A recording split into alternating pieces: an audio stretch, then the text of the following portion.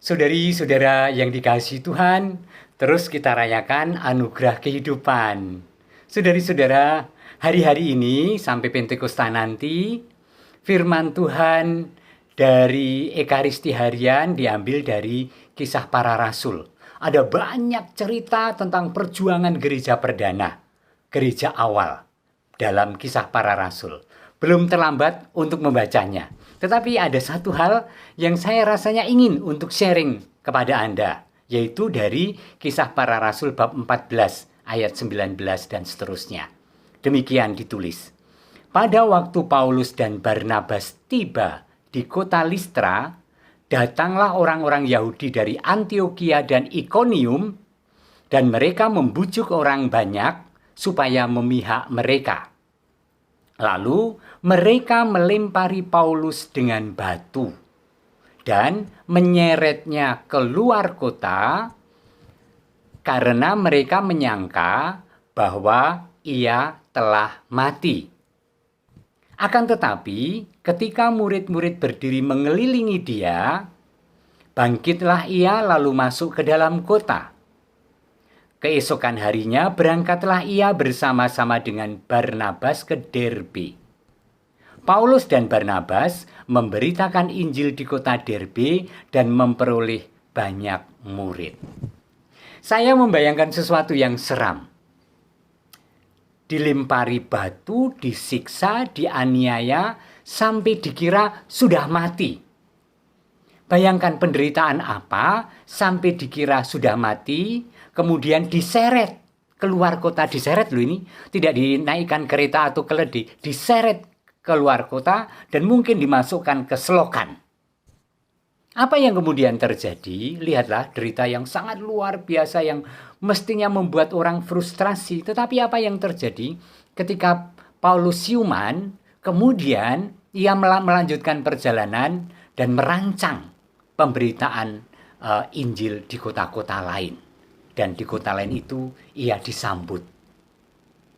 Saudari-saudara yang dikasihi oleh Tuhan, kisah tentang Paulus ini mengingatkan pengalaman saya bersama Romo Mangunwijoyo almarhum.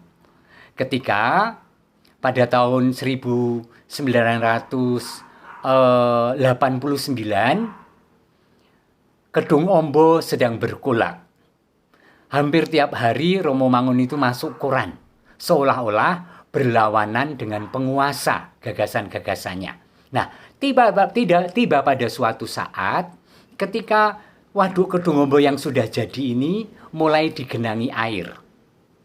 Penduduk harus pindah dan kalau tidak pindah dicap sebagai pembangkang dan aneka hal, tetapi tetap saja banyak penduduk yang tidak mau pindah dan danau atau waduk tetap ditenggelamkan. Anda bisa membayangkan dengan hati penderitaan penduduk setempat dan terutama anak-anak. Maka tidak jemu-jemu dan tidak takut, Romo Mangun itu berusaha untuk masuk membawa bantuan untuk anak-anak yang mungkin terlantar karena sudah mendiami pulau-pulau yang tergenangi air dan kemudian tidak bisa apa-apa karena dilarang untuk membantu. Maka saya ikut Romo Mangun waktu itu jadi relawannya. Tengah malam memasuki pinggir waduk itu karena semua diblokade sehingga harus cari jalan tikus. Kami masuk membawa bantuan beras dan sebagainya. Bahkan lucu sekali kalau ditanyai, katakan kita mau membantu anak-anak bukan penduduk. Alasannya penduduk itu kan punya KTP, anak-anak kan belum punya KTP. Jadi kalau dilarang membantu penduduk, kami membantu anak-anak yang terlantar.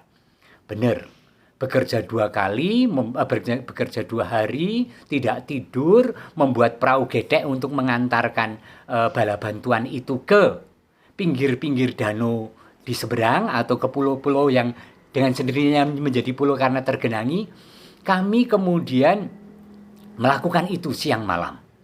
Nah, pada hari yang kedua tengah malam, pasti tahu ceritanya, kami dijemput oleh para serdadu, para tentara dan polisi. Kemudian kami digiring ke Kecamatan Sumberlawang. Halo Sumberlawang, Sragen.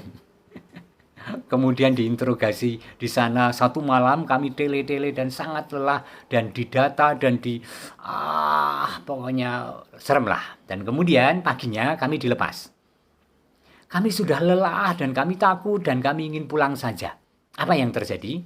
Dari Sumberlawang kita cari tempat di Solo untuk berhenti dan kemudian Romo Mangun mulai merancang lagi. Di sana jalan tikus kita sudah diketahui aparat. Kita bisa membantu lagi melalui jalan mana? Tolong carikan jalan. Luar biasa loh ya. Seperti Paulus yang sudah dikira mati ketika siuman, kemudian merancang pemberitaan lagi. Dan Romo Mangun ini bukan kristenisasi loh, tetapi kemanusiaan untuk mereka yang memang membutuhkan karena sungguh dianggap dan dicap sebagai penduduk yang membangkang dan tidak perlu diberi uluran tangan. Dan Romo Mangun serta relawannya memasuki itu dengan membawa bantuan-bantuan. Maka kemudian sampai di Solo kita merancang lagi dari mana kita bisa masuk lagi membawa bantuan. Orang ono wedine. Maka saudara-saudara, mudah-mudahan ini menjadi inspirasi bagi kita semua untuk kemanusiaan, untuk Indonesia yang merdeka, untuk keadilan sosial, untuk ketuhanan yang Maha Esa, untuk peri kemanusiaan yang adil dan beradab, untuk persatuan dan persaudaraan Indonesia. Amin. Terus semangat, berinspirasi dari Santo Paulus dan Romo Mangun Wijoyo. Tuhan memberkati Anda semua, Bapa, Putra, dan Roh Kudus. Amin.